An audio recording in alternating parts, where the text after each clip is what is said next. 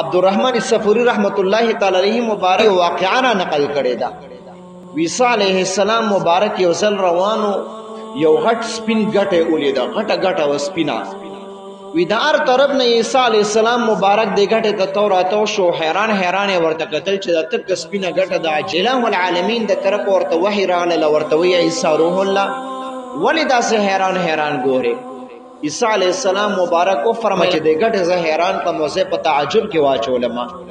وی الله العالمین د طرف او توهی شو چې عیسی روح الله د دین زیات حیران کون سیس درته نه مچاته حیران کی.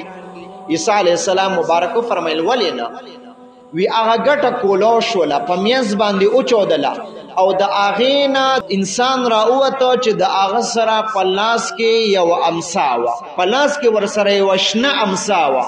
وی بهر ته چې را اوته نو دی په دغه ګټه کې د الله تعالی عبادت به ادا کو.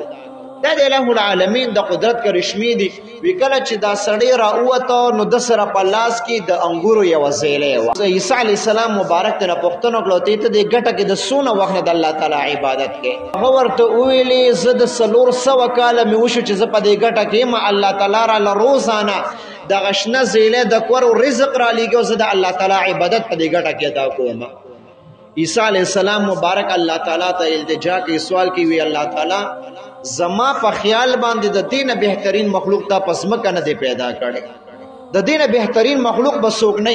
الله تعالی ورته وحی را لګل، ورته عیسی علیہ السلام زما اخره کې یو نبی را روان دی حضرت رسول الله صلی الله علیه وسلم مبارک، او هغه ته به یو امت ورکوما، هغه امت ته به یو شپه ورکوما چې هغه به د شعبان المعظم په د مینځنی 15 تاریخ باندې راځي، د 15 شپه چې مونږ او تاسو ورته وایو.